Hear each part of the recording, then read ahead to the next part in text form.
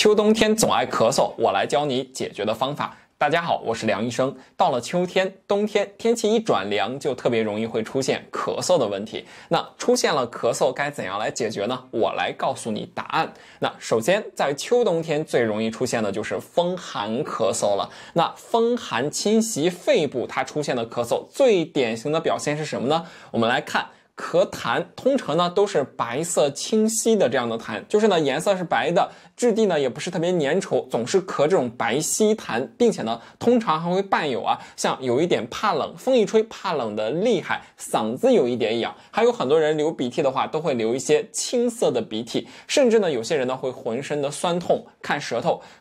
舌苔呢是比较白的。那这个时候风寒咳嗽我们最常用的就是通宣理肺丸。那除了它之外呢，还有像做桂龙咳喘宁，它们两个呢都有非常好的去疏散风寒，对于风寒咳嗽都有非常好的这种调理作用。那除了它们两个之外，如果说呢出现了这种咳痰清晰量特别多的这样的情况，怕冷的也比较明显，我们也可以用到呢小青龙汤它的中成药的这种的方式，那么你去找一找也有非常好的效果。那第二种情况呢，到了秋天，到了冬天，尤其是秋天呢，燥邪特别重，所以说特别容易会出现的这种风燥咳嗽。那像这样的人，他最典型的表现呢，就是干咳无痰，或者呢痰少而黏，就是咳嗽吧，总是感觉到这个地方呢痒痒的想咳嗽，但是呢总是咳嗽不上痰来，或者呢有一点痰都是呢比较黏的这样的痰，还会伴有呢喉咙也特别的干，鼻子也特别的干，一扇舌头呢舌红少津，水特别的少。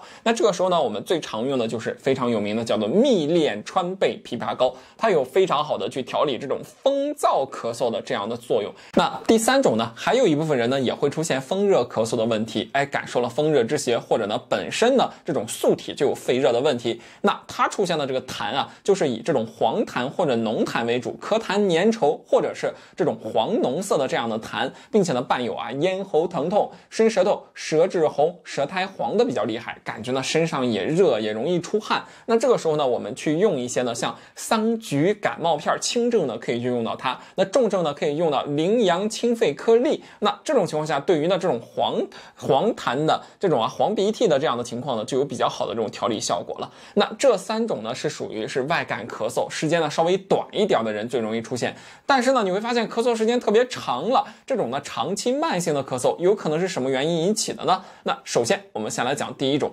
叫做痰湿蕴肺。那么如果说呢痰湿蕴结于肺中，就会出现呢咳嗽的问题，典型表现呢会出现痰特别的多，通常呢都是白色稀痰，但是呢会咳得非常的多，尤其是呢在早晨或者在吃完饭之后就会咳特别多的痰，一起床就总是想咳痰，痰量特别多，一吃这种油腻的东西这个痰就特别的多。为什么呢？因为中医讲叫脾为生痰之源，肺为吐痰之器，一吃油腻的东西影响这个脾胃的运化，痰就多了。平时呢还会伴有呢像大便稀不成形的这样的表现，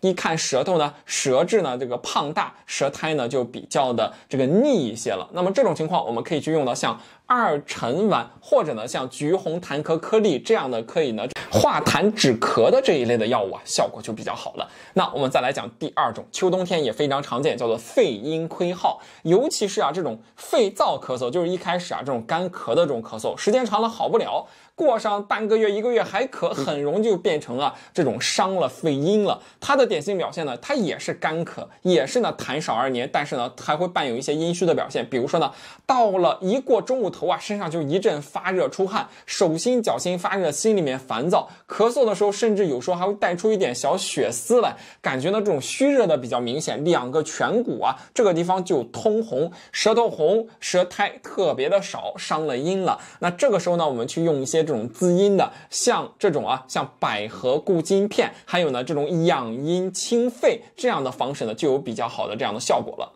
那最后呢还有两种，那首先第一个就是痰热运肺了，外感邪气去入里化热，导致呢痰热运结于肺中，它就会出现呢咳嗽气急，听着呢喉中听着肺中呢就有痰鸣音，并且呢这种咳嗽的时候这个痰黄浓痰，并且呢还会有一些人还会出现这个痰的这个腥味特别的重，出现呢这种发热，甚至呢出现这种发烧的这样的问题，身上呢出汗也特别多，舌红苔非常的黄肠逆，像这种痰热运肺的人，我们呢就要用一些呢这种清肺化痰的这样的药物了。那最常用的像复方鲜竹沥，那除了它之外呢，还有像清肺益火片、橘红丸都能达到呢比较好的效果。那最后还有一种就是以肾气虚衰导致的这种久咳。像这样的人呢，是因为中医讲呢叫肾主纳气，所以说肾的纳气的功能出现了问题也会出现这种咳嗽的这样的问题出现了。像这样的人呢，他特别会容易出现咳声